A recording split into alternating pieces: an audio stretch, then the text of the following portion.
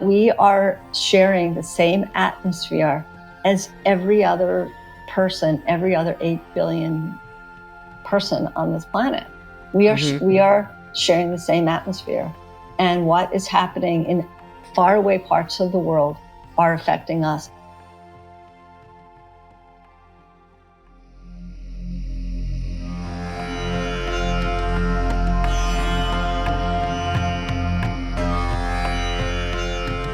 Hello and welcome to the Metta Hour podcast with Sharon Salzberg.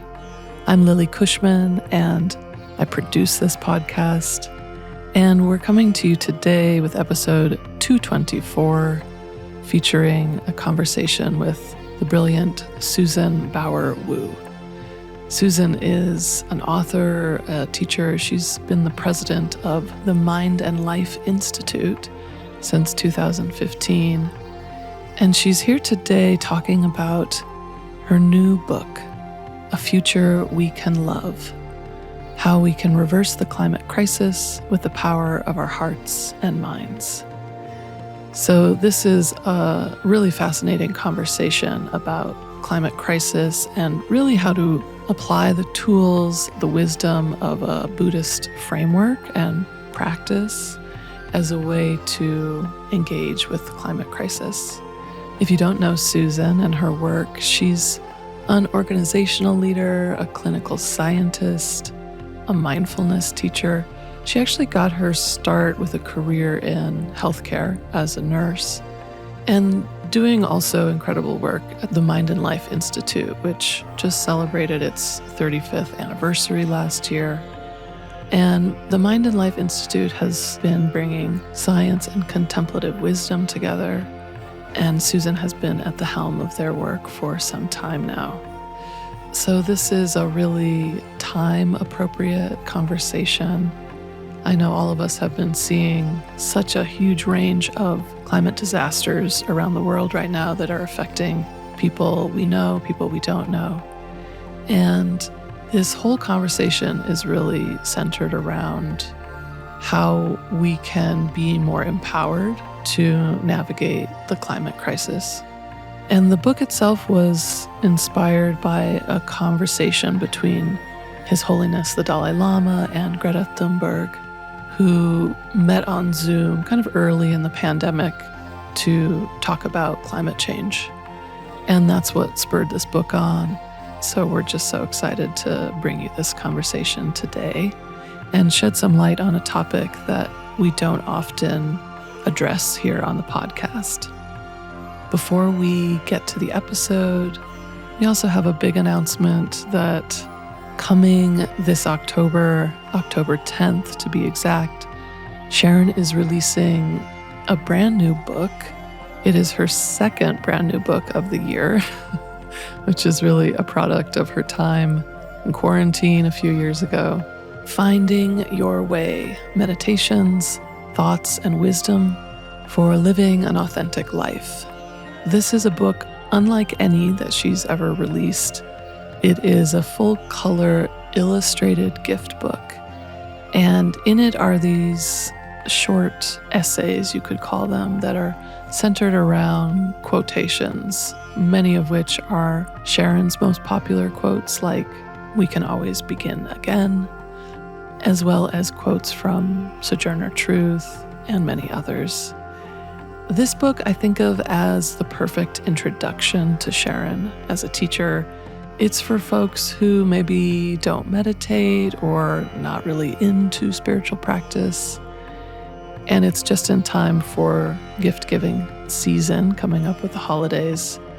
So we're delighted to bring this book into the world. It feels like kind of a different access point than Sharon's other books. You can pick it up, open it to any page, and walk away with a little nugget when things are challenging or you need a little inspiration.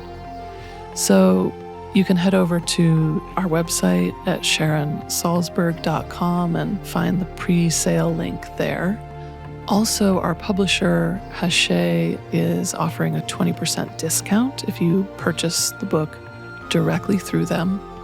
And last but not least, for anyone who pre-orders the book in the United States, there is a small poster that's inspired by the book that you can receive as a gift from us to you, just as a thank you for supporting the book and pre-ordering. Finding Your Way is coming your way October 10th. And so let's get to today's episode. Sharon Salzberg and Susan Bauer-Wu.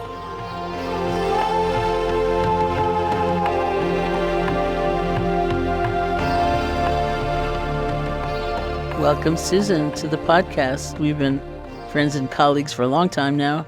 It's wonderful to have you here, and we're celebrating your new book, A Future We Can Love, How We Can Reverse the Climate Crisis with the Power of Our Hearts and Minds. Great title. Before we dive further into the book, I'm wondering if you can share some of your story for our listeners, how you came to this path. You're the president of the Mind and Life Institute, and you're also a scholar, and you have a background in healthcare. Thanks, Sharon. It's really, really great to be here. Appreciate you having me on the show. I started my career path in healthcare. I was a nurse, and my early work was in oncology and psych and in hospice.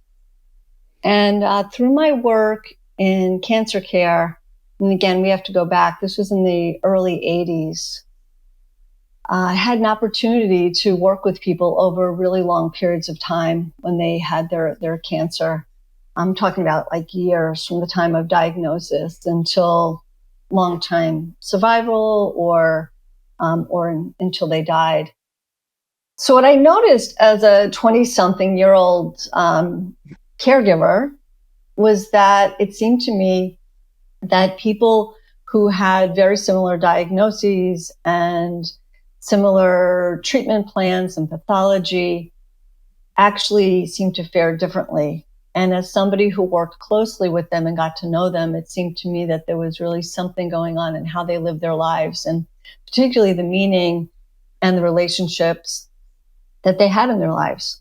And so that sparked my interest to actually pursue graduate studies. And I was fortunate to begin in a new interdisciplinary field called psychoneuroimmunology that was just beginning at that time in the early 90s. And so I pursued my PhD, trying to better understand the science of the mind-body connection and the role that meaning-making may play in terms of our health functioning and our immune function. And it was during that time I also started meditating. So I've been meditating now about 30 years.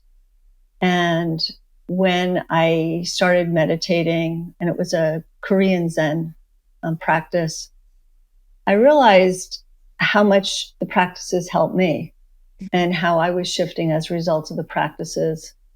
And that, fast forward, I did a postdoc in behavioral medicine, and my first faculty job was at the University of Massachusetts Medical School.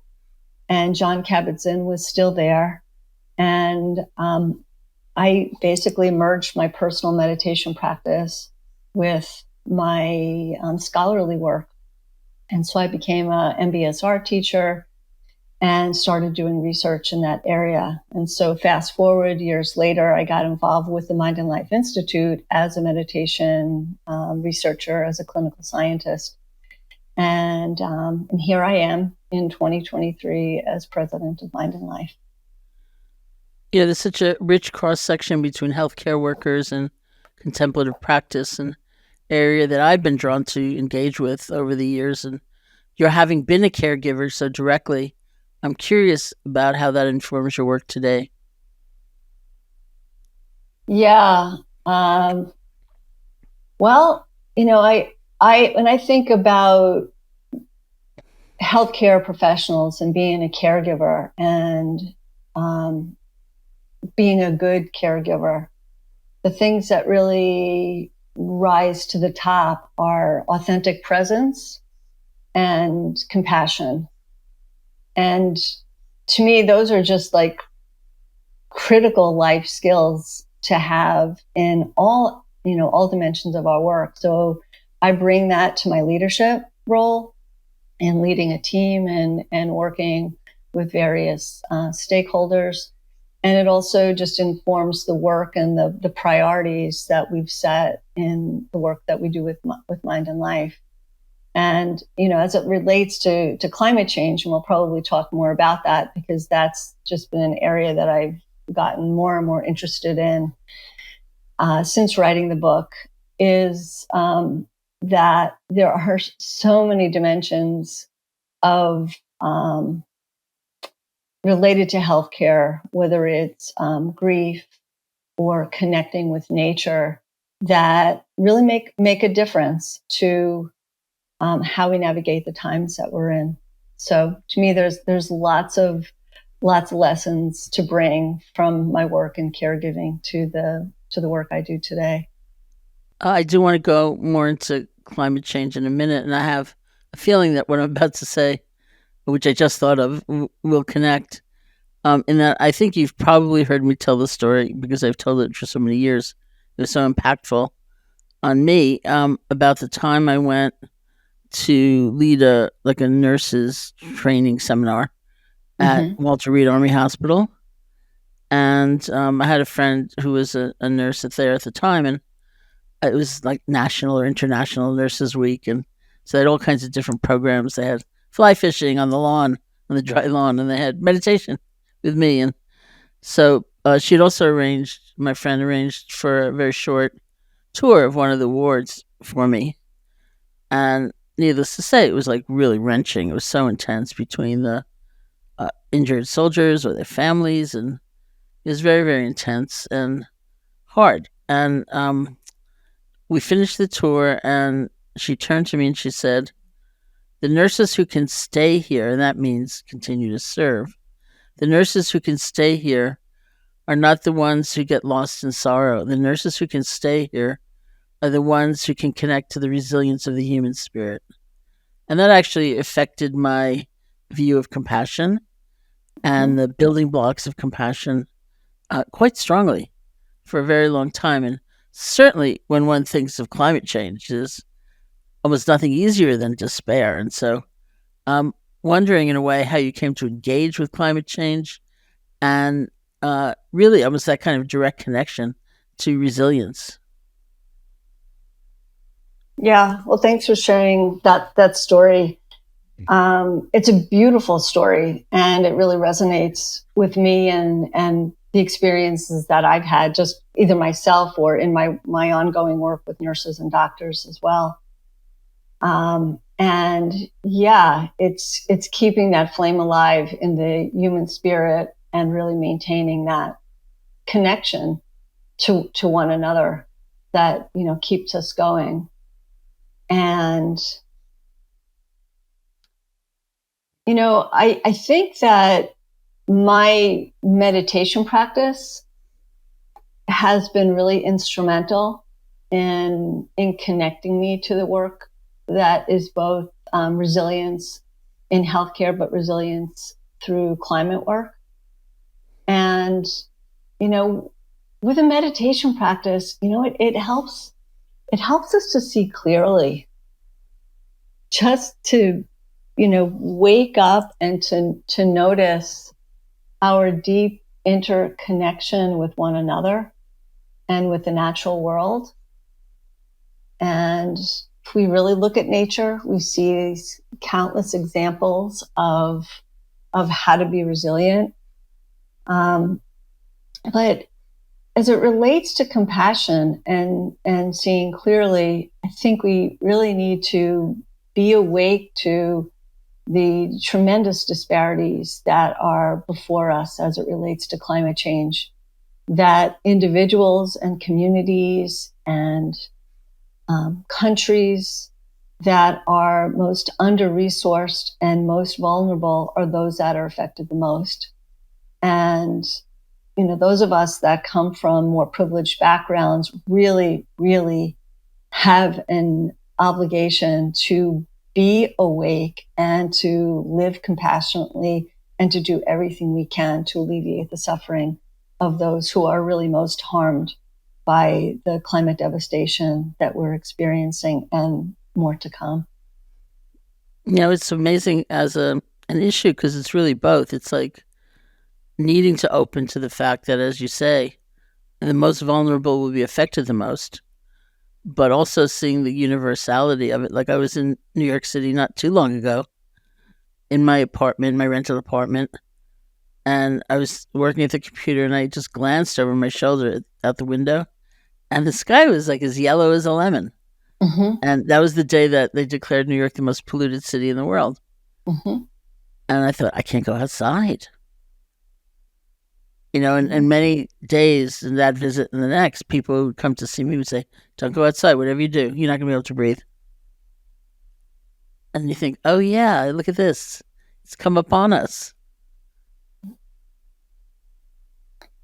Yeah, Sharon, I'll just jump in here because I was in New York on that exact day. I know the day you're talking about.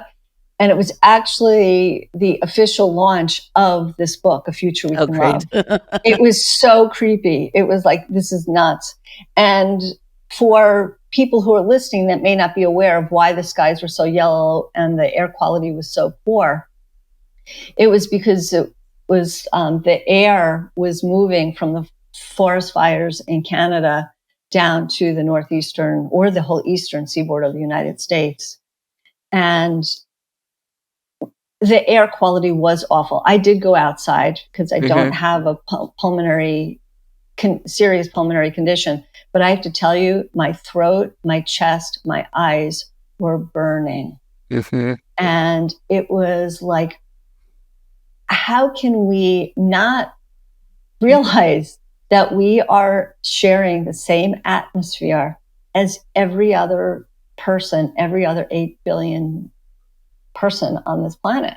We are sharing the same atmosphere, and what is happening in faraway parts of the world are affecting us, and sometimes it's more obvious than others. And on that day in June 2023, we felt it. We saw it. It's amazing that your book was coming out that day. Happy launch. It was crazy. Yeah. Oh, in fact, I'll just share this little fact related to that, is that the publishing team, which is Shambhala Publications, and they're based in Colorado, they couldn't make it to the opening event because the airports in New York were closed because of the air quality, because the planes could not. That's terrible. Could not see. Yeah. So it's also interesting because sometimes people hear that meditation experience will lead to a deepening understanding of interconnection, and it's kind of like, oh, that's just sentimental, that's frou-frou, that's like new agey. But interconnection is not always really delightful either, Interconnection just is. It's just the truth of things. And so fires in Canada, there you go, air in New York is affected. Or look at a country like Tibet and how much they're affected by things happening in China, and and then India. It's just like interconnection is, and so it's both beautiful and terrible at times. And here we are. So it's grappling with the truth of life in a way. Yeah, exactly. Yeah. Related to that is His Holiness, the Dalai Lama, underscores that we are one of 8 billion people and that we share one home, our only home on planet Earth together. And that the basic Buddhist teachings related to interdependence, interconnection, mean that each of us are part of the problem, and we're also part of the solutions. That there are, infinite causes and conditions to each of our lives that make a difference, that fit into the larger whole. And, when I say that we are part of the problem, that really my invitation to all of us is to really look at ourselves and our lives and to look in and to recognize that there are ways that we are living that may not be as wholesome and as helpful to all the other beings. And so we need to begin to be honest to look at that. And so part of seeing clearly is not just looking out, but it's also looking within. So let's talk about your book. What was the genesis of it? I know it was inspired by a specific conversation you heard between His Holiness the Dalai Lama and environmental activist Greta Thunberg. Yeah. So it was, the real impetus for the book, it started with an event that the Mind and Life Institute hosted. And it was on January 8th or January 9th, depending on where you were in the world. It was just a few days after the major violence in Washington, D.C.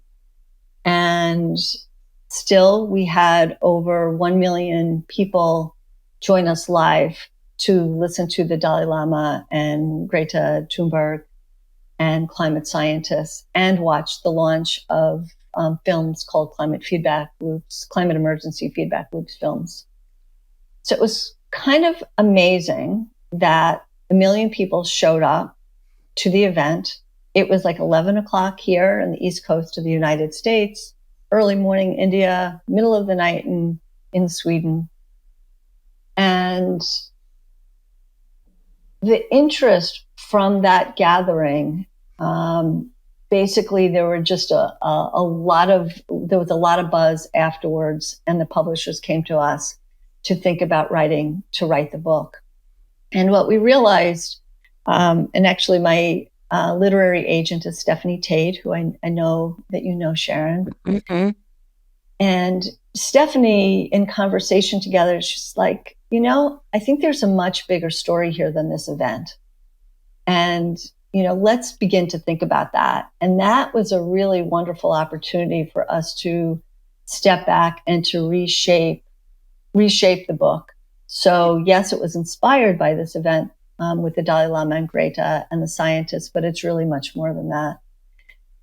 So that's how it got started. I keep imagining the age difference between those two people, the Dalai Lama and Greta Thunberg, making for a very interesting conversation. Yeah. Well, and it was Zoom, right? And Dalai Lama is not totally Zoom proficient, and and Greta's very focused and articulate in her speech. But the two of them, even under those circumstances, really, really connected. And in fact, earlier that year, in early 2020, the Dalai Lama just reached out to Greta himself and sent her a letter. I think we have a copy of the letter inside the book. But the Dalai Lama reached out to Greta and just to thank her for what she's doing and what she believes in and what she stands for. The Dalai Lama has been he's been an environmentalist for decades. And a couple examples of how that's shown up is that when he got the Nobel Prize, he was the first person that the notation for the Nobel Prize was related to environmental activism efforts. Just quite extraordinary. And then after he received his Nobel Prize money, and he was doing a Kali Chakra teaching in India, he distributed seeds of fruit trees from all over the world, and with instructions of how to plant them and try to make it, relevant to the geographic region where people were from, and encourage people to start to plant trees. And I've often wondered, those trees now would be about 30 years old, which is quite substantial. And I would have loved to found some of the people who planted those trees and still have them that they can look at and experience. But I haven't been able to reach anybody who planted those trees. So if you're listening and you have one of those trees that the Dalai Lama planted, let me know. Oh, yeah. Really? Isn't that cool? Pretty cool. It's very cool. I will say also the Dalai Lama is the very first person I ever heard use the term income inequality. When he wrote a book, Ethics for New Millennium, which was before the turn of the previous century. He talked about ethics, obviously, and secular ethics, not needing to be tied to a belief system or a dogma, but he spoke about basically conservation and of resources, and he talked about maybe several millions enough. Maybe you don't need a billion, and that people are going to suffer. There's going to be struggle, and things like that. And so, it was such a different concept than a very sort of orthodox, limited depiction of ethical life, which I was very accustomed to in all those years of getting teachings in Asia. And suddenly it was this expansive, interesting. It was always been interesting and challenging, but it was suddenly an expansive, creative use of those ideas. And so applying the idea of ethics and thou shalt not steal, and what does it mean to steal? What does it mean to live in a way that's exploitative, that is using resources in a way that's unfair, that's going to hurt the planet? Takes it to a whole other dimension. Yeah, he's been such a leader for all of us, and so ahead of his times. Yeah. So I'm wondering if the writing of the book changed your own views on climate change. Yeah, it definitely did. I was transformed as a result of doing the research and writing it. And so if I had to, kind of just pin down the two ways, very simply, just one is the urgency. Yes, we could listen to the news and we feel the urgency, but the urgency to really do show up in ways that are needed right now. It is a climate emergency. And so that's became really clear to me. And then the other is that I left or am left feeling hopeful in that there are amazing people all over the world that are deeply engaged in work that is compassionate, that's innovative, that is across the spectrum of new engineering to helping people navigate the psychological challenges that they're facing with the grief. And so I feel really hopeful. And there's grief and there's loss, but there's also a lot of possibility before us. And Joanna Macy has said, basically with uncertainty, there's possibility, right? Because uncertainty we don't know, and then there's possibility that gives us hope. So I finished the book with a sense of urgency, but also with a feeling of hope. Nice. Well, you include a fair amount of science in the book, and I'm wondering what you found that was like compelling research. Yeah. And actually this relates a bit to the event that sparked the book. So I want to say more about that.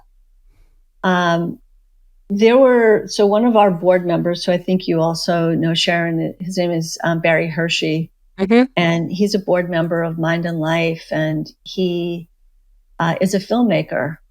And he was really taken a few years back by this idea of climate feedback loops. He wasn't familiar with it and realized that a lot of other people weren't either. So he worked with a wonderful film team, and they created these free films called Climate Emergency Feedback Loops. They are 5 short films that are freely available. If anybody, searches it online, you'll be able to find them. And they're available in 30 languages, subtitled in 30 languages. And so the first section of the book talks about the science of climate feedback loops. And so I was not aware of the climate feedback loops. And that's part of what also gives me the sense of urgency, is that, very simply put, the warming of the earth is contributing to the continued warming, and the real amplification and acceleration of the warming. So I'll give a couple of examples, okay? Mm-hmm. And there are several. There are actually several climate feedback loops, and there are 4 that we talk about in the book. One relates to the permafrost. Another relates to the albedo feedback loop, which is basically the melting of the glaciers in the Arctic. There's the disappearing forest feedback loop, and then there's the atmospheric feedback loop that relates to the jet stream and water vapor and clouds. So we don't have time to get into all those, but the book explains them, and also these films that I mentioned also provide an explanation of them. But it's really, really cool to understand them, because you get to realize, wait a second, that anything we're doing that's increasing global warming through particularly fossil fuels or cutting down forests is a problem, and it affects all of us. And these feedback loops accelerate the damage. So we know that the Arctic is warming at unprecedented fast rates. It's getting into the 90s in the summertime in the Arctic. And so the sea ice is melting. And also the permafrost, which is land that has been frozen for tens of thousands of years, probably hundreds of thousands, I don't know, but it's a really, really, really long time. It's been frozen. And what's happening, and in that soil is are animals that have died, but also a lot of plant matter. And what's happening is, when it warms, there are these microbes that are accelerating the breakdown of the land. And when that happens, it releases methane and also carbon into the atmosphere. And then that release of methane and carbon then contributes to further warming. So that's one example of the permafrost feedback loop. And then the forest feedback loop, I'll just briefly say, trees are so important. They, through the miracle of photosynthesis, they release oxygen, they store water in their roots and their trunks, and they're just natural cooling beings. They just continue to cool the planet, and they give us oxygen so we can breathe. But what's happening is, with the warming, the global warming that's happening, is that trees are dying and they're getting diseases and they're burning, which is what we experienced in New York. And as a result of the fires from the forest fires in Canada. And so when all of these trees are either dying or they're burning, they are, instead of storing carbon, all of a sudden they are massively releasing carbon. And that massive release actually contributes to more warming. Amazing. Every moment counts, really. Yeah. Yeah. Absolutely. Shout out to Barry, really. The films are really, really good. Yeah. Yeah, everybody should know about climate feedback loops. It just changed. It really, once I learned about them, it really changed my perspective in understanding the science. And it's pretty simple and yet really profound, and speaks to the Buddhist teachings on interconnection. Well, I've seen that you're applying several different Buddhist teachings in the book to help people engage with climate change differently. Like, you've talked a little bit about, not in the Buddhist context necessarily at all, but seeing progress being made on various engineering fronts and other fronts, psychological fronts, dealing with trauma. And that helps with this feeling of despair that could so easily come when reflecting on climate change, and also different practices in a way relating to change, perhaps, or other things. So I'm wondering how you might have found the teachings empower us to actually engage in a way, have some resilience, and to relate differently. Yeah. I could speak for myself and how they've helped me. And, I think that I'll just again speak for myself. We are living at a time that is really scary, and it's overwhelming. And we can be frozen in fear and filled with anger. And climate is just one of many things that's contributing to this, right? You know that well. And but what the teachings and what the practices have helped me to do is to not run away or hide from these difficult feelings, but to rather be with them and to learn to metabolize them in a way that they kind of move through me, and then kind of inspire me to then show up in ways that are more present, and looking at ways that I can be helpful. So metabolizing the difficult emotions is definitely a big part of the practice. And then the other part relates to compassion and compassion practices that I really try to, again, instead of just being overwhelmed by witnessing the suffering of people who are climate refugees, and just recently this year in the September of 2023, there are two back-to-back there are many natural disasters, but like in Libya, the flooding of the tens of thousands of people who have died in that, and then the earthquake in Morocco are just two examples. I mean, there are many others, and we could just be like our hearts could feel like someone's just like stepped on us, right? It's just like, oh, it's too much to bear. And I think that the Buddhist compassion practices are really essential to helping us just hold the suffering, and to move through and to cultivate compassion and an open heart in such a way that we can rise up instead of feeling held back. Beautiful. I mean, compassion is not an easy thing to understand, even.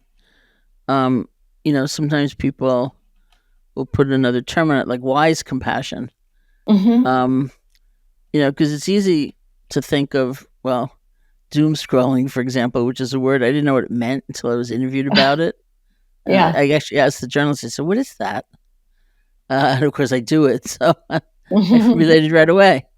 Reading the news and seeing the same tragic events again and again and again, but not able to like take a moment and not read it again and again and again, and even see how you're feeling about it, because you have to read it again and again and again. So, and it's tragic. It's totally tragic. And what is happening. And you write in the book about being a bodhisattva committed to serving the environment, which would mean being able to somehow find a kind of balance also, maybe some compassion for yourself and like take a little break, Mm-hmm. or remember Mm-hmm. resilience and replenishing. It's like that nurse, if you Mm-hmm. drown in sorrow, you're going to go back to bed. You just cannot function in a way that's helpful.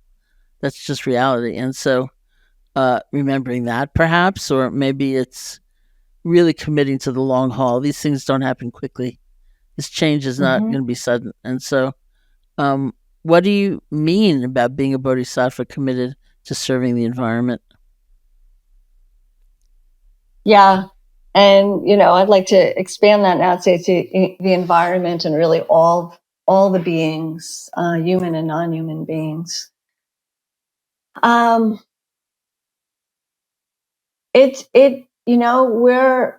we're called to wake up and step up in ways that require all of us to do that in whatever ways we are able to do it.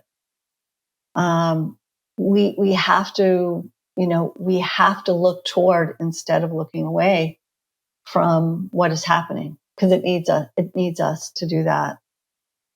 And I think your point about wise compassion is essential. It's like, yes, we are bodhisattvas. We have to look toward, lean in, extend our arms to helping others. And in order to do that, we have to have the strength and the resilience to do that. And so we have to be wise in how we take care of ourselves and how we, make time for rest, and be in community with one another. That was another thing that I learned in writing the book. And I've since learned, because I'm actually been working, co-facilitating a group here this summer in Charlottesville, Virginia. I've just been feeling a need to get more connected to my local community. And what I have been finding is that community matters a lot, and that we can't do this alone. And part of wise compassion means, creating and recognizing that we are part of community and we need community to do what's needed right now. You have such a beautiful vision of what's possible as we look to the future. And I'm wondering if you can share your vision with us. Yeah, I think my vision builds on what I was just saying, is that more and more and more of us that are on this planet together, and particularly those of us that are privileged and aren't directly facing trauma, is that we really we wake up and we're honest with ourselves of how we're living our lives, and we look at what we can do to make a difference. And that, we're mindful of uh, our travel, we're mindful of what we eat, what we buy, who we vote for, how we invest our money. And that by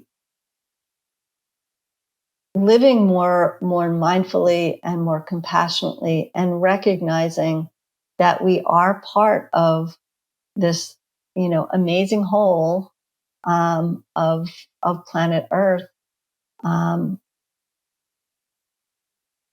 we're in it together, and that there's possibilities, that it's, yes, there is suffering, there's going to be more suffering, and yet at the same time there's still so much uncertainty and so much possibility. So I like to say, with my vision, is that we're part of this interconnected web, and it's a web with infinite ripples of possibilities. Well, before we close today, I would love for you to lead us in a practice of some kind to bring our conversation to an end. Sure, I'd be happy to do that.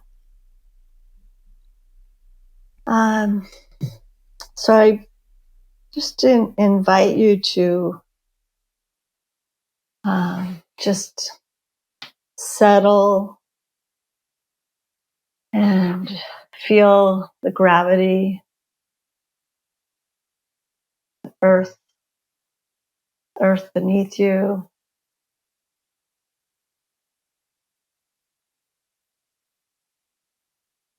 Feeling grounded with your feet on the floor, the earth,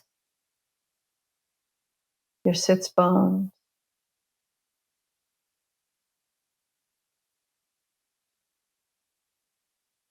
We've been talking about quite a lot of heavy kinds of stuff. So I invite you to take a few full cleansing breaths and really allowing yourself to release on the exhale.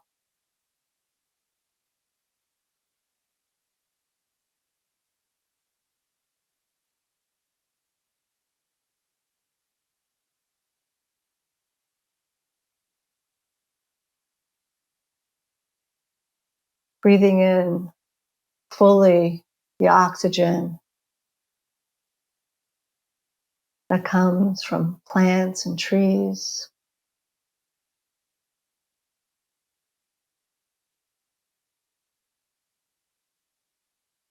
Breathing out and releasing carbon dioxide that then breathes life to the plants and trees.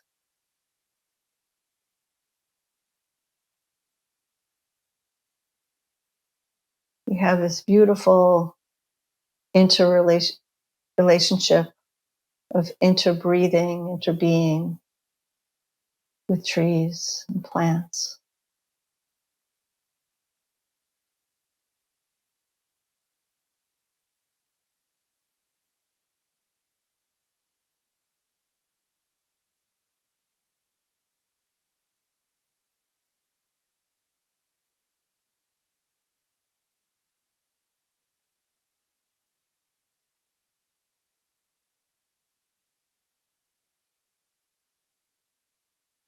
And being aware of the wholeness of how our bodies are the elements. The air we breathe,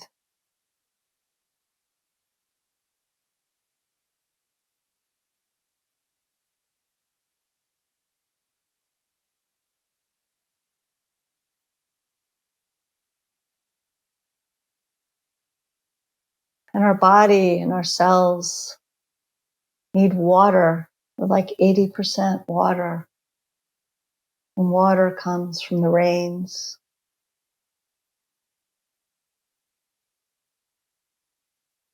stored in lakes, roots of trees, rivers.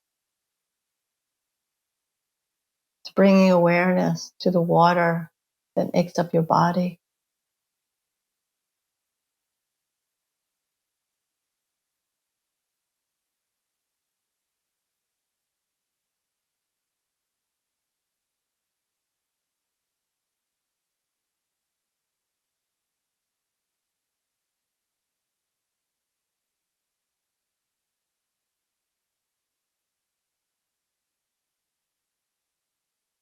So besides drinking water, we also eat, bringing awareness to how our bodies are nourished by the earth through the different foods that we eat.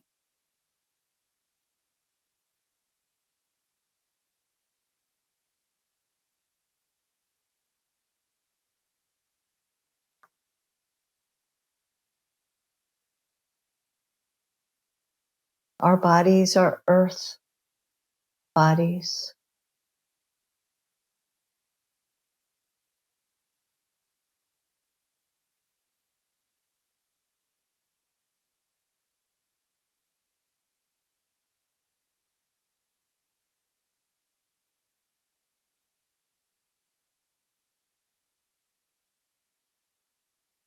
And the element of fire not only helps us to cook our food, but also the natural element of sunshine helps us to grow the food we eat.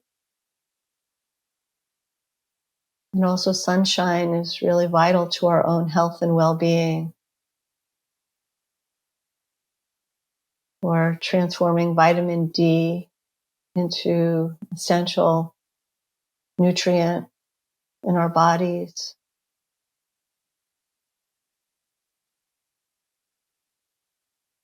Just overall, how sunshine affects our mental health and our outlook on life.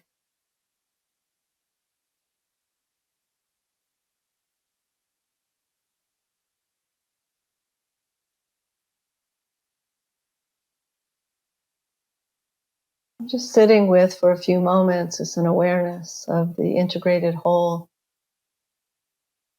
of how you are and you need the natural elements.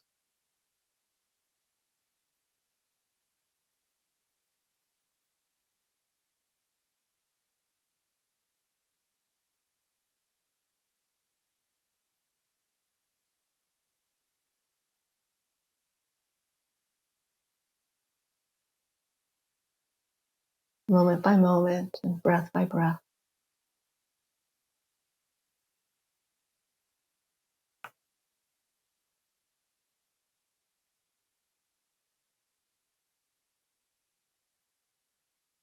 I'll close with an ekasattva vow that I learned from my friend and teacher, Lama Willow Blythe Baker. Gaia is in peril.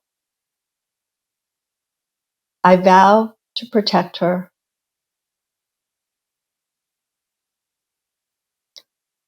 Climate change is relentless. I vow to end it.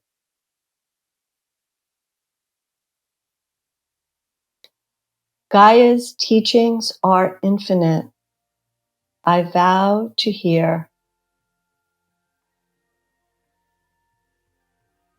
Awakened love is inconceivable. I vow to embody it.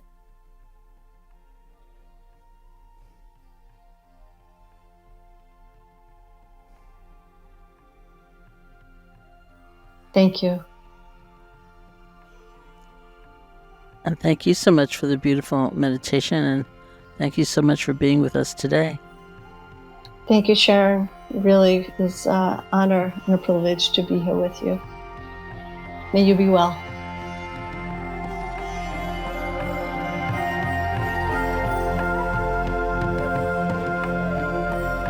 Hey folks, thanks so much for listening. If you'd like to get yourself a copy of A Future We Can Love, you can visit mindandlife.org. If you'd like to learn more about Sharon's work, her many offerings, or her forthcoming book, Finding Your Way, visit SharonSalzberg.com. This has been the Metta Hour podcast from the Be Here Now Network. May you be safe, may you be happy, may you be healthy, and may you live with ease.